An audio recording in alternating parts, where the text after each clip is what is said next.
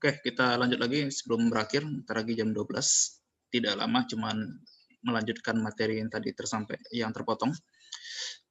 Kita masuk pada tadi udah travel cost method ya. Travel cost method ini masih berkaitan sama reflect preference. Kita menilai tidak dengan cara kuesioner, tapi melihat kalau secara direct berarti berapa harga pasarnya berapa. Kalau travel cost kita melihat secara tidak langsung, kira-kira penting nggak sih daerah tersebut misalnya.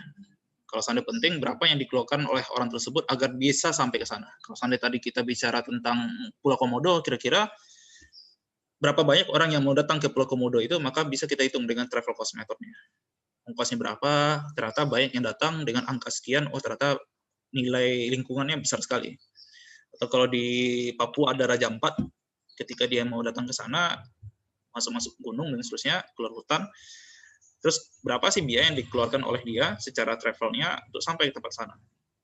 Itu akan kelihatan kira-kira berapa sebenarnya nilai lingkungan kalau sana tempat wisata, berapa nilainya. Lanjutannya ada nanti metode hedonik, ya, metode hedonik sama metode yang satu lagi, avoidance expenditure. Ini akan kita coba bedah sedikit, dua ini lagi. Travel cost method telah kita bahas minggu lalu dan tadi telah disinggung sedikit tentang metodenya. Sekarang kita masuk namanya hedonic property value model. Yang kita gunakan nanti contoh di buku biasanya kalau beberapa buku menggunakan contoh harga satu rumah. Terus yang mempengaruhi harga rumah tersebut gitu ya, itu berkaitan dengan karakteristik rumah itu sendiri. Kira-kira berapa luasnya, lokasinya di mana, terus bentuk rumahnya seperti apa, fasilitasnya seperti apa, dan seterusnya. Itu akan menjadi komponen dari harga dari satu rumah. Terus ditanya juga, yang tidak kalah penting, nanti ditanya kira-kira karakteristik rumah tetangganya seperti apa. Jadi apakah di sana tetangganya suka ribut gitu ya, atau tenang, atau di sana sangat baik sekali atau tidak ramah, itu menjadi komponen penilaian juga ketika seseorang mau membeli rumah tersebut. Terus yang tidak kalah penting tentang karakteristik lingkungannya. Kira-kira apakah dia dekat pabrik atau tidak gitu kan. Kalau di Payakumbuh mungkin misalnya kalau rumah dia dekat kandang ayam misalnya, tempat pemotongan ayam itu biasa lalat banyak gitu kan. Kira-kira apakah seseorang mau beli rumah di sana atau tidak. Itu akan menjadi karakteristik dari lingkungan untuk menilai berapa harga properti. Kalau seandainya kita menggunakan hedonic property ya, kita menggunakan metode nilai dari suatu properti. Di sini contoh rumah. Yang digunakan nanti metode juga sama, dia akan menggunakan metode regresi yang agak kompleks. Jadi modelnya agak lebih rumit dibandingkan cara travel cost method kemarin. Kita akan menggunakan karakteristik lingkungannya tadi, kira-kira berapa kadar, misal kalau seandainya mau pakai air boleh, berapa kadar pH air tersebut, berapa, terus kadar keasamannya berapa, kalau seandainya udaranya gimana gitu ya, apakah batas normal udaranya tercemar atau tidak gitu. Itu akan menjadi tolak ukur dari metode regresi tersebut. Dari sanalah nanti kita akan bisa tahu, oh ternyata rumah di sini yang lingkungannya sangat bagus sekali, baik komponen rumahnya sangat lengkap, tetangganya baik, terus lingkungannya terjaga, oh ternyata mampu dibeli dengan mahal. Yang di Jakarta banyak kasus kayak gitu kan, rumah-rumah yang dibangun kawasan yang bagus misalnya, yang Ciputra itu punya gitu kan. Berapa developer tuh bikin rumah eksklusif yang mahal. Lingkungannya bagus, dijaga sama Satpam 24 jam. Terus banyak taman-taman di sana, itu harga tanah yang di Jakarta itu mahal sekali itu, daerah yang kayak gitu. Tapi kalau daerah yang tidak ada Satpam dan seterusnya itu harga lebih murah, pinggir jalannya mungkin nggak pinggir jalan kota gitu ya, pinggir jalan pelosok gitu. Itu biasa harga nggak terlalu sebesar yang tadi. Itu contoh bagaimana menilai kira-kira lingkungan itu berapa nilainya. Keasrian, terus lingkungan masyarakat seperti apa. Itu akan kita gunakan metode hedonic property value model. Tidak jauh beda, nanti ada metode yang agak mirip dengan ini, masih dengan hedonic juga, yaitu hedonic wage. Yang kita gunakan tidak komponen seperti tadi, tidak karakteristik rumah tadi, tidak menjadi tetangga seperti apa, tidak bicara tentang udaranya seperti apa, bersih atau tidak. Tapi yang kita gunakan di sini adalah kira-kira kita menghitung kalau seandainya seseorang itu bekerja di tempat penuh risiko, jadi tempat lingkungan yang penuh risiko, kira-kira dia mau dibayarnya berapa? Seseorang misalnya mau ditinggalkan di hutan terpencil misalnya, kira-kira dia mau digaji berapa?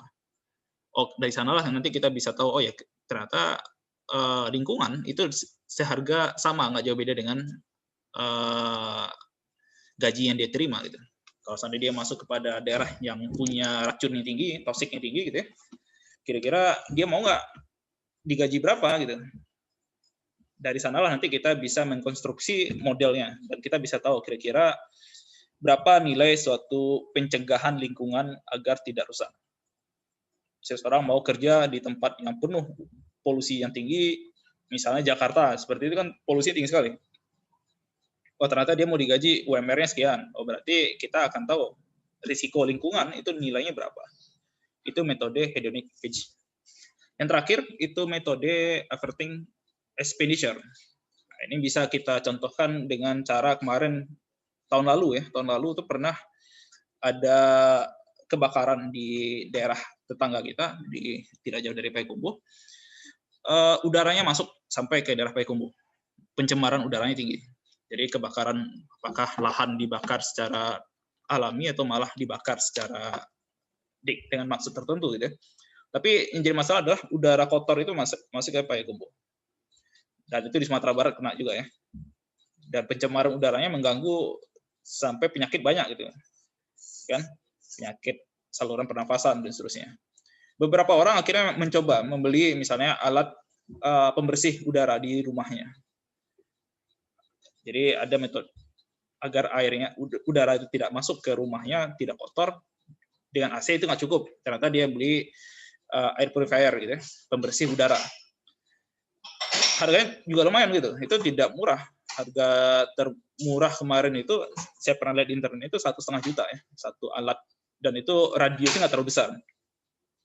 Radiusnya cuma 3x3 meter lah. Jadi tidak terlalu luas ya, 3x3. Harganya 1,5 jutaan.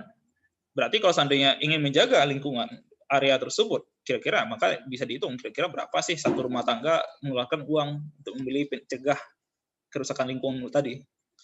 Kalau dia beli air purifier tadi, oh ya ternyata rumah tangga itu butuh 3 juta misalnya, satu rumah. Maka kalau satu kampung atau satu kota itu berapa yang harus dikeluarkan untuk biar hutan itu tidak dibakar. Itulah akan dihitung kira-kira estimasinya, ternyata agar orang itu dicegah tidak mengeluarkan uang 3 juta satu rumah, maka lingkungan itu bernilai 3 juta kalilah jumlah penduduk yang terkena dampak kebakaran tadi. Maka itulah harga dari hutan itu. Jadi metode ini banyak juga digunakan. Yang tidak kalah penting ini juga ada nanti ya metode yang lain itu bicara Geographic Information System. Ini menggunakan metode yang sangat canggih dengan foto udara gitu kan, kita lihat kualitas udaranya seperti apa, kualitas airnya seperti apa. Nanti kalau seandainya ini berubah, kira-kira yang berdampaknya kepada siapa. Terus kira-kira berapa tingkat kematian yang bisa dikurangi kalau seandainya ini tidak terjadi kerusakan. Ini juga banyak digunakan di Geographic Information System ya. Oke, ini terakhir kita lihat sebelum ini kesimpulan, sebelum ada satu lagi menilai harga nyawa manusia ya, dan kita bahas terakhir. Ini sedikit review materi kita. Kita ingat hari ini kita lagi bicara tentang bagaimana menilai suatu lingkungan. Metodenya ada banyak, ada dengan cara stated preference, ada dengan reflect preference. Baik stated maupun reflect preference itu punya dua pendekatan, bisa dengan cara langsung, secara tidak langsung. Kalau stated preference secara langsung kita menggunakan contingent valuation. Contingent attribute based method sama contingent ranking itu menggunakan metode survei ya, metode yang kita gunakan survei. Kalau di reflect preference ini kita menggunakan ada metode travel cost, berarti kira-kira berapa yang dikeluarkan seseorang untuk menuju kepada daerah tersebut. Maka kita bisa memperkirakan kira-kira berapa nilai kepentingan atau berapa nilai dari lingkungan tersebut misalnya. Misal orang datang ke Harau, kira-kira berapa banyak, oh ternyata dari mancanegara datang, berapa tiket pesawatnya, terus tinggal di hotel di mana di Harau-nya, itu dihitung. Akumulasi itulah akan menjadi hitungan kira-kira berapa nilai Harau itu, kalau seandainya ingin kita jaga tetap ada. Terus ada juga hedonic property value sama hedonic property wage. Value berarti nilai dari rumah, misalnya tadi kita bicara tentang rumah, atau kita menghitung berapa dari suatu gaji. Jadi kalau seandainya seseorang itu mau bekerja di daerah penuh risiko, kira-kira berapa yang mau dikompensasi agar mau bekerja di sana. Yang terakhir itu metode evidence expenditure. Ini adalah kira-kira kalau seandainya seseorang itu dicegah keluar uang, berapa nilainya. Misal tadi kerusakan udara, agar dia tidak rusak udara tersebut, tidak sampai di rumah dia, tidak mengalami penyakit saluran pernapasan, oh ternyata untuk membersihkan udara tersebut, ternyata dibutuh misalnya membeli alat air purifier seharga 3 juta misalnya, maka harga itulah yang akan digunakan menghitung.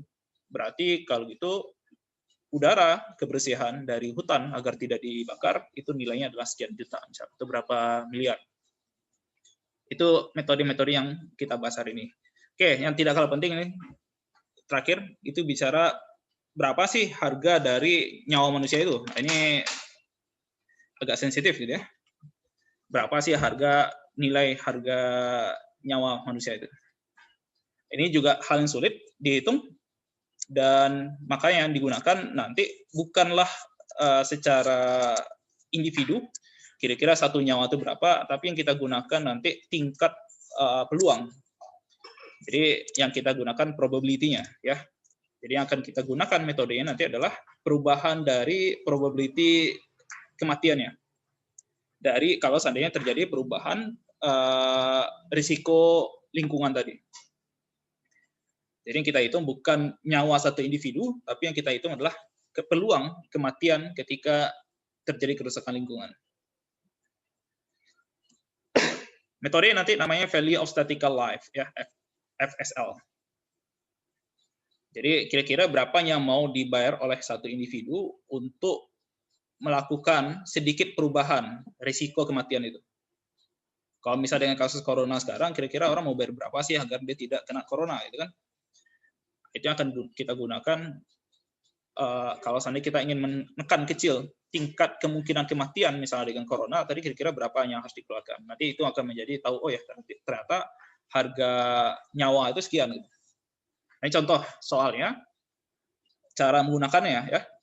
Misalnya satu program ya, itu berdampak kepada 1 juta penduduk. Jadi ada satu proyek lingkungan, misalnya kita mau bikin satu di sana, dia berdampak kepada 1 juta orang. Dan kita bisa menekan tingkat kematian ya itu dari 1/100.000 orang itu menjadi 1/150.000 orang. Ya. Ini makin besar makin kecil nih. 1/100.000 dengan 1/150. Ada yang bisa tahu? Ini makin kecil atau makin besar? Ketika penyebutnya makin besar, angkanya makin kecil atau makin besar? Halo? Besar atau kecil? Makin besar, makin kecil? Makin kecil, Pak. Makin kecil, Ketika Pak. penyebutnya makin besar, itu maka akhirnya akan makin kecil. Ternyata Kecil, Pak. kita bisa melakukan penurunan, misal pemerintah itu bisa menurunkan tingkat kematian itu lebih kecil dengan satu programnya, dan kalau seandainya seseorang itu mau bayar, misalnya, ternyata seseorang itu ketika dia punya kesempatan mengurangi tingkat kematiannya, misal corona ini, oh ternyata dia satu orang mau, willingness to pay-nya, keinginan membayarnya, itu ternyata $5 per orangnya. Kalau dirupiahkan berapa tuh? Misalnya 5 kali 10.000 atau 15.000 ya. 75.000 ternyata satu vaksin misalnya. Maka $5 tersebut kita bagi dengan 1/100.000 tadi ya, peluang kematiannya. Terus dikurangi dengan perubahannya. Sekarang menjadi 1/150.000. Nilai inilah yang menjadi pembagi ini. Nanti kalian coba ya, nanti kira-kira berapa sih nilai dari nyawa manusia itu. Ya. Jadi 5 bagi 1/100.000 dikurang 1/1/50.000. Dari sanalah nanti kita bisa menghitung berapa nilai kehidupan manusia itu. Ini juga digunakan untuk menilai lingkungan ya. Oke, sekian saja yang bisa disampaikan. Ada pertanyaan lain? Sekarang udah jam berapa nih? Udah jam 12.04. Ada pertanyaan? Tidak ada ya. Oke, tugas yang lingkungan, yang itu kalian selfie lagi, terus bikin laporan perkembangan tanaman yang kalian tanam. Paling lambat di-upload 2 hari lagi bisa? 2 hari, Pak. Ya, Kamis.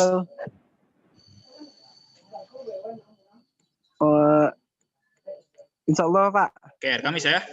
Hari Kamis jam 12 terakhir, 12 siang, bukan 12 malam, 12 siang ya. Jadi kalian bikin laporan perkembangan tanaman kalian, terus kalian selfie di sana. Nanti misalnya kalau ada hama, kasih tahu hamanya apa. Kalau seandainya udah tumbuh berapanya, perbandingan sebelum dan sesudahnya seperti apa. Dan perawatan seperti apa yang kalian lakukan ya. Berarti yang foto selfie-nya itu dimasukin ke laporan aja, Pak? Ya, laporan. Ya, Pak. Oke. Ada lain? Tidak ada? Tidak ada. Sekarang ini sebenarnya masuk kepada pertemuan ke-9 atau 8, saya lupa tadi. 9 kayak, Pak. 9 ya. Oke, kita masih syarat UAS itu kan 16 pertemuan dengan UASnya. Berarti kita masih sisa kira-kira 6 lagi pertemuan ya. Kemungkinan ada, kalau seandainya memungkinkan, nanti minggu depan kita 2 gitu. Kalau seandainya tidak bisa tatap muka, mungkin nanti ada satu video yang saya masukkan saja ke Google di Island. Di Island nanti kalian absen nanti di sana untuk pertemuan ke-10. Mungkin hari Senin saya masukkan ya video. Di hari Selasa kita kuliah seperti biasa. Nanti artinya minggu depan tuh ada 2 kali perkuliahan. Pertemuan ke-10 sama pertemuan ke-11. Ya, karena sekarang udah bulan November, sedangkan UAS kita kemungkinan bulan Desember. Jadi daripada nanti kesulitan kita mengganti kelasnya, nanti di pertemuan selanjutnya kita coba. Oke, ada pertanyaan lain? Tidak, Pak. Oke, tidak ada. Kalau seandainya tidak ada, hari ini kuliahnya kita cukupkan. Berjumpa lagi di hari Senin dengan, kalian cukup absen saja di hari Senin ya. Di hari Selasa kita tatap muka lagi dengan Zoom. Terima kasih. Assalamualaikum warahmatullahi wabarakatuh. Waalaikumsalam warahmatullahi wabarakatuh.